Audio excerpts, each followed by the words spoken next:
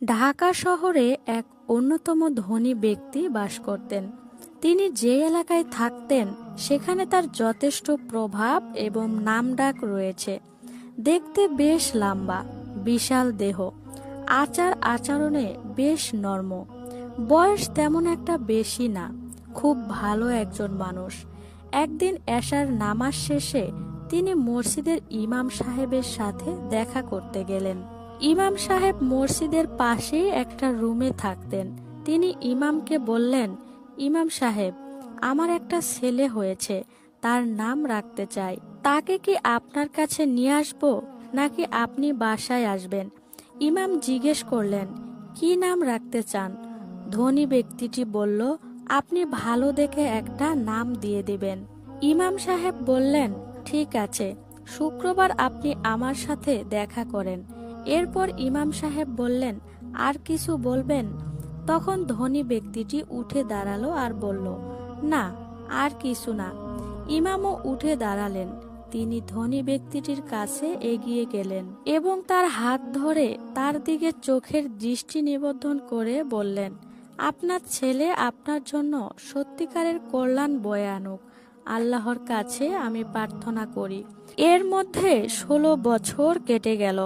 ধনী ব্যক্তিটি আবার এলেন ইমামের কাছে। তার চেহারার কোনো পরিবর্তন না দেখে ইমাম সাহেব বললেন, আপনার স্বাস্থ্য এখনো বেশ ভালো দেখছি। ধনী ব্যক্তিটি বলল, কারণ আমার কোনো অশান্তি বা বোর্ড ঝামেলা নেই, আমি অনেক সুখী আছি। ইমাম সাহেব কথার পরপরে কিছু বললেন না, শুধু জিজ্ঞেস করলেন, তা আজ এসেছেন কেন? আবার ধনী ব্যক্তিটি বলল, আমার ছেলে এখন কৈশোরে পা দিয়েছে, এখন থেকে সেও মসজিদে আসবে, নামাজ পড়বে, আপনি তাকে শেখাবেন। ইমাম সাহেব বললেন, ঠিক আছে, খুব ভালো কথা, পাঠিয়ে দিবেন। ধনী ব্যক্তিটি বলল, এই নিন বকশিস। ইমাম সাহেব টাকাটি নিতে চাইল না, কিন্তু সেই ধনী ব্যক্তিটি জোর করে টাকাটা দিয়ে দিলেন। এরপর চলে গেলেন। কেটে গেল আরো 8টি বছর। একদিন বিকালে ইমাম সাহেব তার রুমের পাশে কোলাহলের আওয়াজ পেলেন। বাহিরে বেরিয়ে দেখলেন একদল লোক তার কাছে আসছে। সবার সামনে সেই ধনী ব্যক্তিটি। তিনি ইমাম সাহেবের রুমে ঢুকলেন। রুমে ঢুকেই ইমাম সাহেবকে বললেন, আমার ছেলের বিয়ে ঠিক হয়েছে। এই এলাকার সবচেয়ে ধনী মীর রহমানের একমাত্র মেয়ে। আপনাকে দাওয়াত দিতে এসেছি আর বলতে এসেছি যে বিয়েটা কিন্তু আপনিই পড়াবেন। ইমাম সাহেব হাসি মুখে বললেন, ভালো সংবাদ, ঠিক আছে, অবশ্যই আসব। এবার সেই ধনী ব্যক্তিটি উঠে দাঁড়ালেন। ইমাম সাহেবের হাতে বেশ কিছু টাকা দিয়ে বললেন, এই নিন আপনার বকশিস।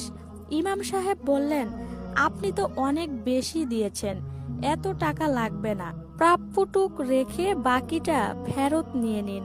সেই ধনী ব্যক্তিটি বললেন, আমার একমাত্র ছেলের বিয়ে, আমি কোনো রকম কাপ্পনও করতে চাই না, আমি আপনাকে খুশি হয়ে দিচ্ছি। ইমাম সাহেব টাকাটা নিয়ে উঠে দাঁড়াতে দাঁড়াতে বললেন, আপনি এ নিয়ে আপনার ছেলের জন্য এখানে 3বার এলেন। 1 সপ্তাহ পরের কথা, বেশ শান্ত একটা দিন। পিতা পুত্র গাড়িতে করে বিয়ের আয়োজন ঠিকঠাক করার জন্য যাচ্ছিল। হঠাৎ প্রচুর জোরে শব্দ করে একটা অ্যাক্সিডেন্ট হলো। ধনী ব্যক্তিটি গাড়ি থেকে ছিটকে বাহিরে পড়ে গেল। তার ছেলে ভিতরে রয়ে গেল। আশেপাশে মানুষজন ছুটে এলো সাহায্য করতে, কিন্তু ততক্ষণে অনেক দেরি হয়ে গিয়েছিল। মারা গেল ধনী ব্যক্তির সেই একমাত্র ছেলে। ধনী ব্যক্তিটি কিছুতেই বিশ্বাস করতে পারছিলেন না, শুধু হতবিহ্বল হয়ে তাকিয়ে রইলেন। 3 দিন 3 রাত না খেয়ে না ঘুমিয়ে কাটালেন, শোকে পাথর হয়ে গেলেন। এ ঘটনার প্রায় 1 বছর পরের কথা। শীতকালের এক সন্ধ্যায় ইমাম সাহেব তার রুমের সামনে পায়ের শব্দ শুনতে পেলেন। কে যেন দরজা খোলার চেষ্টা করছে। ইমাম সাহেব দরজা খুললেন। একজন লম্বা পাতলা লোক ঘরে ঢুকলো। শরীরটা সামনের দিকে নুয়ে গেছে, মাথার চুলগুলো সব সাদা। অনেকক্ষণ ধরে ইমাম সাহেব তার দিকে তাকিয়ে রইলেন। লোকটাকে চিনতে বেশ দেরি হলো না। চেহারাটা সম্পূর্ণ পাল্টে গেছে। ইমাম সাহেব চিনতে পারলেন, তার সামনে দাঁড়িয়ে আছে সেই ধনী ব্যক্তিটি। ইমাম সাহেব তাকে বসতে বললেন। ধনী ব্যক্তি শরীর ছেড়ে দিয়ে বসে পড়লেন। ইমাম সাহেবও তার পাশে একটা চেয়ার টেনে বসলেন। কারো মুখে কোনো কথা নেই, দুজনেই নীরব। এভাবে অনেকক্ষণ কেটে গেল। এবারে নীরবতা ভেঙে ধনী ব্যক্তিটি বললেন, আমি আমার ছেলের নামে কিছু করতে চাই। তিনি উঠে দাঁড়ায়ে পকেট থেকে একটা চেক বের করে বললেন, এখানে অনেক টাকা। আজ আমি আমার ছেলের নামে সেই বাড়িটা কিনেছিলাম, সেটা বিক্রি করে দিয়েছি। সেটা থেকে প্রাপ্ত টাকার চেকটা আপনার হাতে তুলে দিলাম। ইমাম সাহেব বললেন, আপনি কি করতে চান?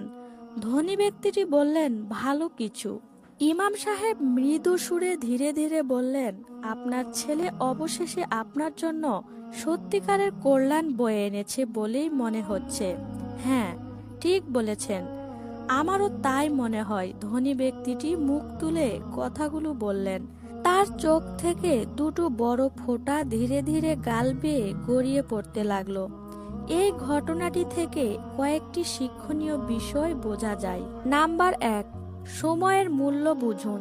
ধনী ব্যক্তিটি তার ছেলের জীবন দশায় তাকে সময় দিতে পারতেন এবং আরো গভীরভাবে শিক্ষায় আদর্শে গড়ে তুলতে পারতেন।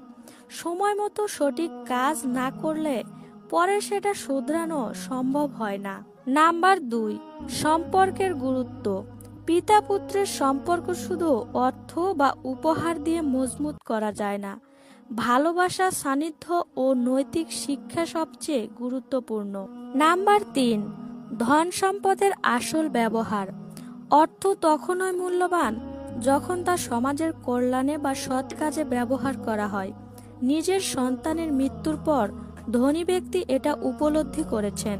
নাম্বার 4, জীবনের অনিশ্চয়তা।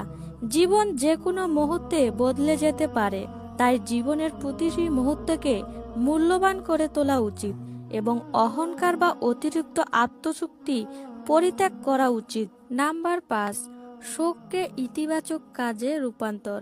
সন্তানের মৃত্যুর শোককে ধনী ব্যক্তি একটি ভালো কাজের সিদ্ধান্ত নেয়। এটি প্রমাণ করে দুঃখ বা শোককে কল্যাণে রূপান্তর করা সম্ভব। নাম্বার 6, নৈতিক শিক্ষা ও দানশীলতা। ইমাম সাহেবের মতো ব্যক্তিত্বের সঙ্গে সম্পর্ক রাখা এবং তার মতো মানুষের উপদেশ মেনে চলা জীবনে কল্যাণ আনতে পারে।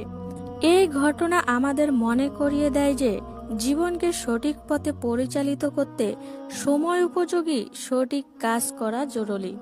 প্রিয় বন্ধুরা, ভিডিওটি ভালো লেগে থাকলে একটা লাইক করে আপনাদের মূল্যবান মতামত কমেন্টে জানিয়ে যাবেন। সবাই ভালো থাকবেন, সুস্থ থাকবেন। আবারও দেখা হবে পরবর্তী একটা ভিডিওতে। আজকের মতো এখানেই বিদায় নিচ্ছি। আল্লাহ হাফেজ।